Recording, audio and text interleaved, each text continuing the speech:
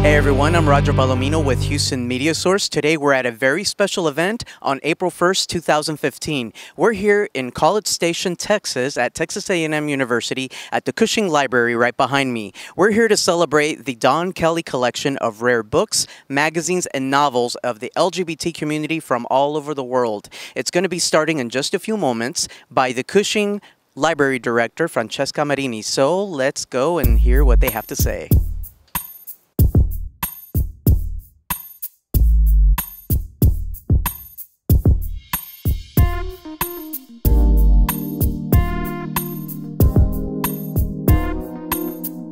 I'm here to welcome you all to this celebration, and we do intend for it to be a celebration of the opening of the Don Kelly collection of gay literature at a time that we are celebrating GLBT awareness in GLBT Week. Can you believe it's at A&M?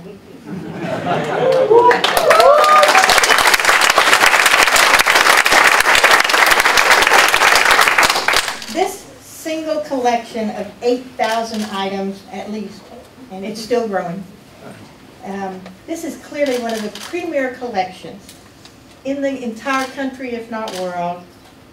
It's a scholarly resource for GLBT literature. The exhibit highlights items such as unique research materials, first edition and rare books, magazines and journals, important works from the Victorian era. Yes, it was actually present then. Lost, but not really lost because he found them. Gay novels of the early 20th century. Campy gay pulps from the 50s and 60s. I mean, there's stuff there for all of us, right? We, of course, have to thank Don Kelly. This is a truly fantastic effort. Many people have hobbies. Many people get a little obsessive about their hobbies. We are so glad you have gotten so obsessive about all of this, because it is so meaningful to society, what you have done for the world. And we are so honored that you have granted us permission to help preserve and keep and display and make available this fantastic collection.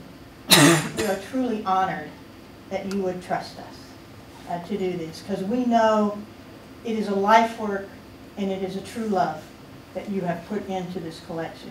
So it is not an easy thing when you've put that much of your heart and soul into something to let somebody else take care of your baby. And we are truly honored that you have let us do that. Now I want to tell you a little bit about how we got this. We had a contest for a special investment to be made, a certain sum of money, and this didn't win. Well, not because it wasn't a great idea. We could recognize it was a great idea, but because it didn't fit the contest. And so what was inspiring to me and many others was how the community had got behind the contest and gotten a lot of people's attention as to why this was such an important collection for any scholarly institution to have, and why we shouldn't miss that opportunity. And so several of us who understood absolutely why it couldn't win that other contest said, but we shouldn't miss this opportunity. And my first accolade goes to Dean David Carson. Along with all of the community that had written such great letters and done stuff, he came back. He didn't just say, well, we didn't win, let's don't do that. He came back very respectfully and said, is there not a way for us to figure out how we can do this? So we asked Dr. Christine Stanley, is this not important as a diversity investment on campus? And of course, those of you who know Christine, she said, yes, this is important. And we asked Dr. Pamela Matthews, shortly after she had stepped into an interim dean role, 3 days after she had stepped into an interim dean, we said, is this not a really important resource, especially, but not solely, for a lot of the faculty who work in your field? And she said, absolutely. And so what each one of those offices did is said, we can contribute to trying to make this happen. And I remember my email to Dr. Carlson when so-and-so had said, we can contribute this, and somebody said, we can contribute that, and then I could say, done, we can do this. And that was the message, done, let's do this. And so, of course, it wasn't just about having the resources. It was about garnering trust, that we would and could do that. So I want to tell you how truly impressed I am by the whole library staff, faculty and staff and students, but particularly the Cushing Library. They keep proving over and over again that they know how to take care of and demonstrate great collections. And so we are privileged and honored to have the Cushing Library and the wonderful faculty and staff who are the true heroes here, because they made sure that the great Don Kelly, and we're going to use that title for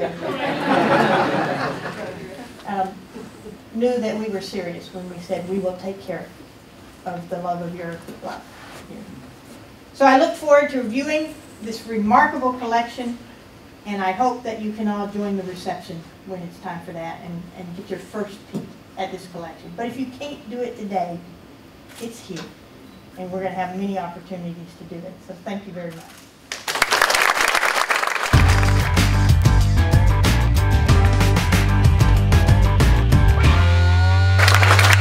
I too cannot begin to fully express how excited I am that our university libraries now houses the Don Kelly, the great Don Kelly, research collection of gay literature and culture. And today, April the 1st, marks the 30th anniversary of the day that the Supreme Court announced its decision in 1985 that allowed the gay student group to be recognized by Texas A&M. So today is a perfect time to celebrate.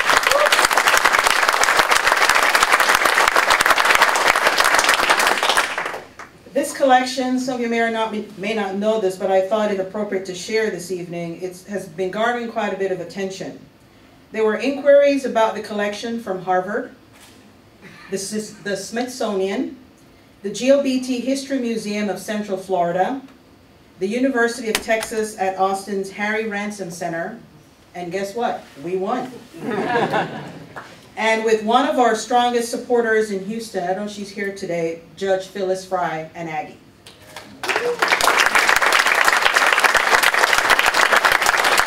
One source of attention came from the Houston magazine Outsmart, a comment that was forwarded to me in an email from Michael Jackson, class of '88, who's standing in the back of the room, a staff member here at the library, who said, and I'll read the email, Doctors Watson, Stanley, Carlson, Matthews, and Marini, I write to let you know how many great stories we're hearing of people far and wide expressing joy and surprise that Texas A&M decided to make such a positive step forward in the support of their LGBT Aggies and the academic studies surrounding this community.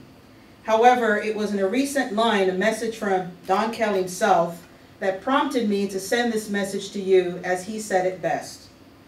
The Outsmart article has garnered a lot of attention. A couple of former Houston Aggies told me they wept when they read the article. Not that I was involved, but the university has so fully opened its doors to the LGBT community. So, as the Vice President and Associate Provost for Diversity, and as a committed ally, I will say that this is a great step. And we should celebrate positive steps, while knowing that we still have work to do to fully open our doors. Especially when we know that there are still people places, and spaces, and states where more engaged and critical dialogues are needed to ensure that this public land-grant research university, who's a member of the prestigious AAU, recognizes that public universities are exactly the places where we need to cultivate courageous, non-judgmental, perspective-taking conversations so students, faculty, staff, and administrators feel welcomed, valued, and affirmed for who they are, including the knowledge, skills, and expertise that they bring to the educational enterprise. So thank you, Don, for allowing us this opportunity. And thank you all for playing a part in bringing this collection to Texas A&M.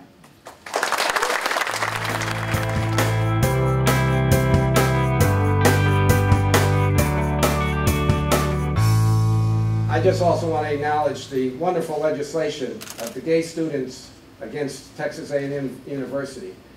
It not only opened the door here without legal restrictions on the university, but for all universities. It's a major court LBGT case, all the universities throughout the United States. So by the courage of that faculty and student group that proceeded with that important legislation, and they were beaten down by a couple of state courts, but it finally went to the Fifth Court of Appeals and was stayed there, and that brings all, it was a wonderful thing for colleges throughout the United States, so I want to recognize that. Now, what you came to hear about, maybe a little bit about the collection itself.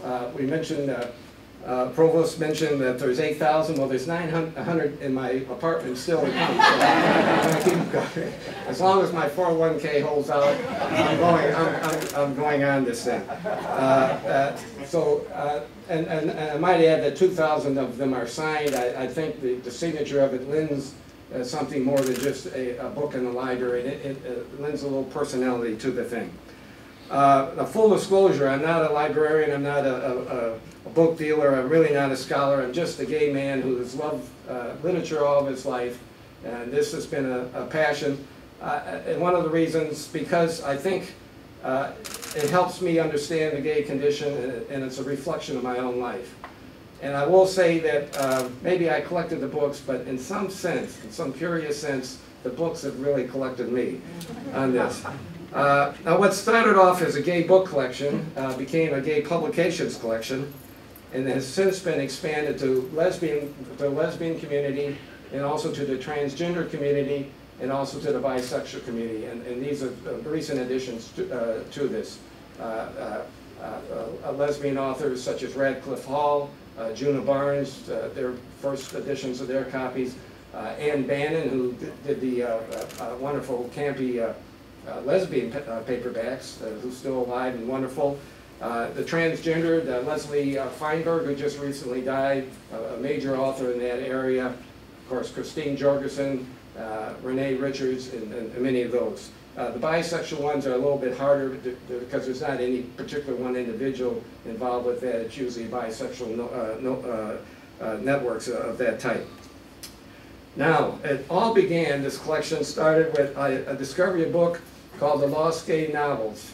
And I said, well, if they're lost, maybe I can find them. And I'm an inveterate collector, and there are 50 of them. And I'm a checklist guy, and I said, well, let's see if I can get how many are 50 of them. So I started, and I started with first editions. They all have dust jackets, and if I could get them signed, I've got them signed. Well, let me report, I only have 48 of these. I've got 2 left. Now one of them, though, is in the Evans Library. Now I know you're good librarians, and I know it's not lost over there, but it may be unloved. So maybe I'll sleep over the collection. And then I can only chase down one more. And that book is Myron Brenning. He's a wonderful Jewish author, very prolific at the time, called This Man Is My Brother. And I've got sort of 3 hopes for the collection. First, I hope the collection allows the LBGT community to reflect, respect, and celebrate their rich heritage. Because before, it was either discarded, denied, or not known about. And hopefully this collection says it's always been there. So I hope they celebrate that and revel in it and learn from it and be inspired for it. Secondly, I hope the collection will enlighten, empower, and inspire all who seek it out. And that is an extension to the broader community as a whole. The people that might know gay people, but they're a little bit on the fence as to who gay people are, what they're all about, you know, what on this thing. They'll know a lot if they come over here and visit on that. So if it's broadened, my hope would be that it's broadened even further than the LGBT community, and that it intersexes and mixes with the many fine collections here on this, including your wonderful science fiction collection, which is one of the top in the country. The science fiction collection out of this world here. I didn't know that, and I don't think a lot of people know it, but it's great. And then finally, I hope the collection reminds all of us that diversity enriches and ennobles our common humanity. And we have to realize that. Unfortunately, there are people now, as we listen to TV tonight and everything else, diversity is just not on their agenda or their understanding. I think many of them are good people, but they just do not understand. And I hope the collection moves toward that kind of understanding. Oh, I'll close then with, I'm going to harken back to the acknowledged father of gay American literature, of course, is Walt Whitman. And during that time of Walt Whitman, the word was used, comrade, which meant an affectionate friend, someone that was endeared to him. But of course, Walt Whitman, being Walt Whitman and a poet, wanted to coin another word. So he coined the word camarado. And so I consider you all, because you come out tonight on a rainy night, my camarados. And this is a happy occasion to me on this great university campus. I will never forget it. It's my greatest honor. And you're going to be able to, following this, enjoy a wonderful reception, a lovely, lovely catalog, which you can take with you, and a brilliant, brilliant exhibit. So, the exhibit is entitled Lives, Liberation, and Love. So, I close with saying, lives, liberation, and love. Thank you.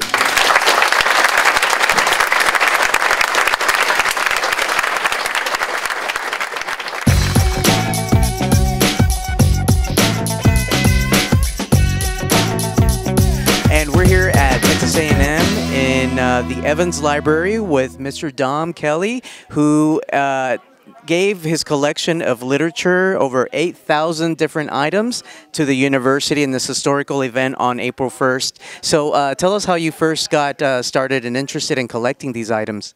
Well, I'm a gay man myself, and it provided me with an understanding.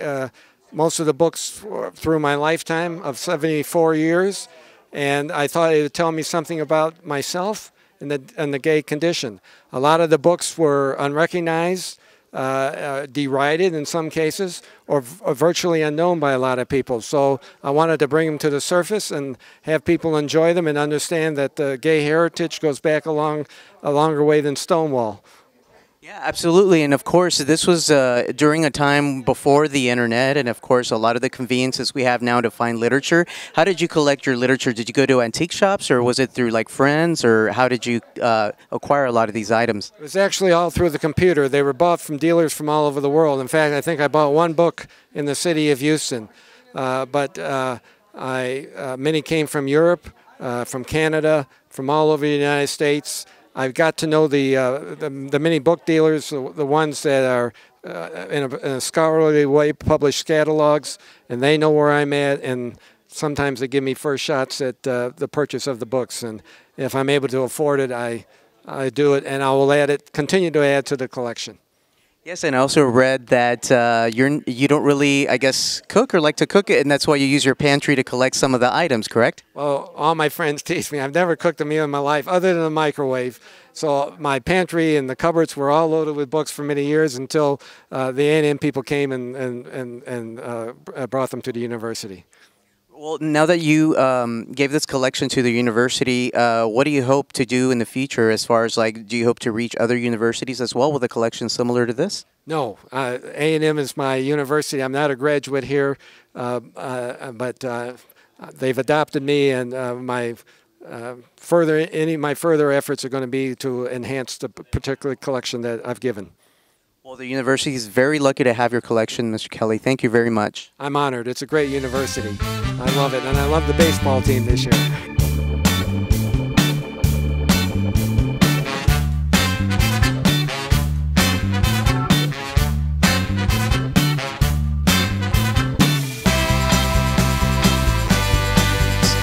Tell us about this exhibit today and the significance of it for the university. Well, the opening today was for the acquisition of the Don Kelly Research Collection of Gay Literature and Culture, which is a big step forward at A&M for diversity. We're not necessarily known for being the most liberal of college campuses, and we are making great inroads at becoming much more accepting, much more diverse, and this is a major step in that. And it had the support of administrators and different departments, and was actually courted by about 22 letters, I believe, from professors, administrators, the community organizations, the campus organizations, all the way down to a wonderful high school student in a local high school saying how they would use it, how they would want to research out of it, how they thought it was a great move forward to show the campus community that we want to be inclusive, that we want to be diverse, and so it's been a great day to celebrate that. Yeah, absolutely, and especially today being April 1st, marking the 30th anniversary of the Gay Student Services versus Texas A&M, and that's pretty big too. Now, I know Texas A&M has taken great strides to get this collection, and it tried once before. Tell us about that. Well, we were trying to put together different packets to fund it, and unfortunately they didn't all come together, and then there was actually a competition for some funds on campus that our dean decided to put this forward as the library's request, and we didn't quite fit the needs of that grant or fund, and however the whole packet, which was all the letters and everything, showing what a great move this would be for the research community and the university, was what prompted the administrators that were in charge of that, the interim president, the provost, to actually go, you know, let's find some other funds to do this. And then they went back to the dean and said, let's, you know, we're willing to put up this portion of it. Can you find the rest of the funds? And he went out and found other, the College of Liberal Arts contributed, the associate provost for diversity contributed, and all together they came up with the total packet price and were able to make the acquisition because they all felt it needed to happen.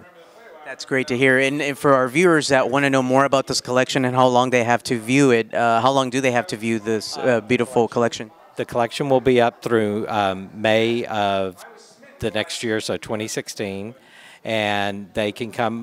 Cushing Library is open from 8 to 6 o'clock Monday through Friday, so you do have to come during those hours. We're not open on weekends.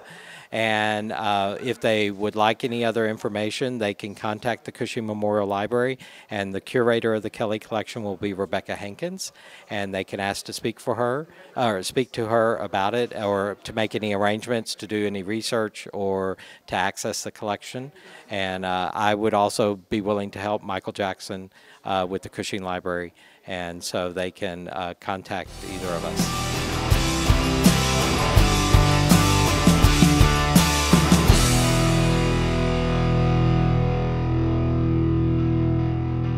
And I am honored to be here at Texas A&M University at the Cushing Library with the curator of the Don Kelly Collection, Rebecca Hankins. Thank you for being here. Thank you. Thank you very much. You're welcome. And so tell us a little bit about this collection and, you know, how it was acquired and what that process was like. Okay. I I'm on this listserv. It's for archivists and archives, and it's from the Society of American Archivists. It's a big, huge listserv. Well, Don had posted about his collection on that listserv.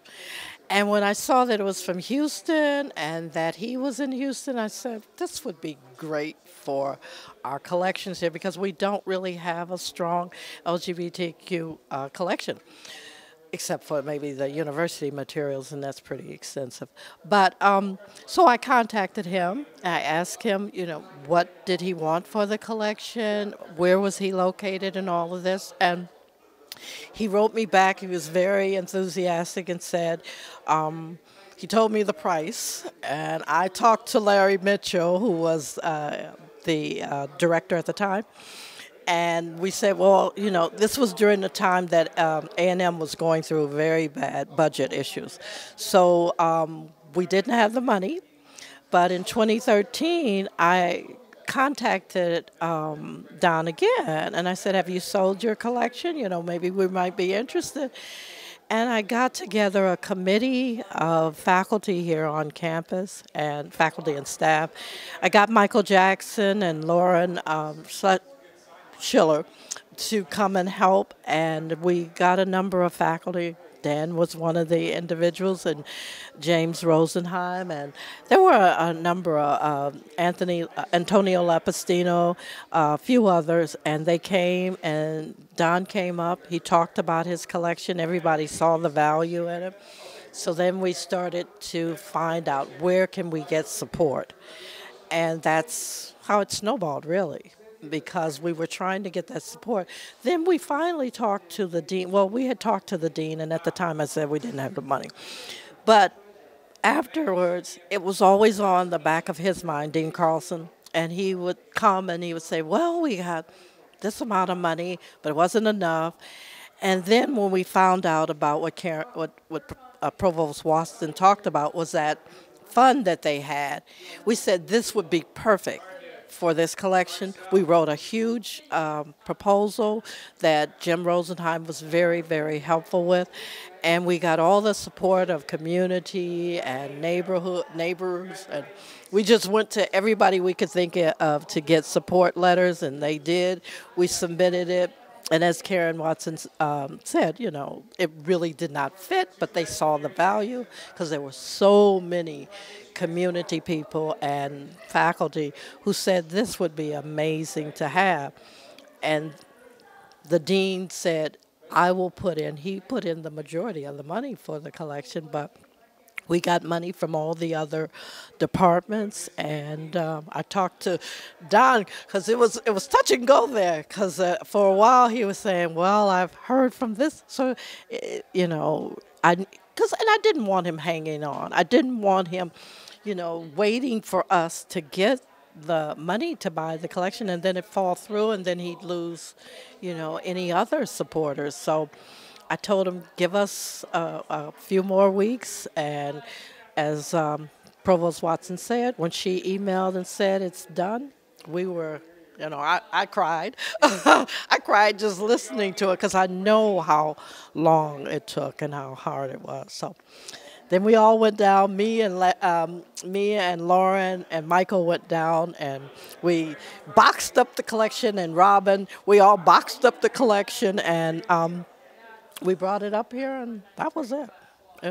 Wow, so you really got the process started, and thank you very much for bringing this collection to the university. Now that you have this collection, and Mr. Kelly was mentioning that he's still collecting items, is that next? Are you having more items coming to the?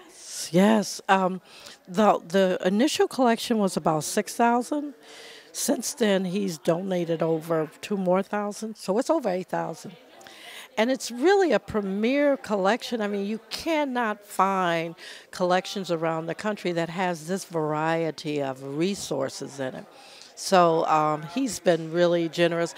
But it's also helped me because at the same time that we were trying to get this collection, I was trying to build up other materials we had as a support. So I got this huge cache of African-American lesbian materials, and they were a real, you know, support of the collection there. So we've been trying to build, not just have him, build his collection, but also to build in the other areas that we have, like Africana studies, Hispanic studies, science fiction, as you can see, Asian studies. We're trying to, women and gender, we're trying to build support collections, and that's one of the things that I've done since I've been here and was very important, to infuse what we had here already, which was excellent, with diversity, with all of these other materials that, that represents the full American experience. Although this is an international collection, but that was important to me. Well, that was very well put. Thank you very much, Rebecca, for taking the time to talk to us today. You're welcome. Thank you. It was my pleasure. We just saw the Don Kelly Research Collection of Gay Literature and Culture here at the Cushing Library at Texas A&M University in College Station. Thank you for joining us today. I'm Roger Palomino for Houston Media Source. We'll see you next time.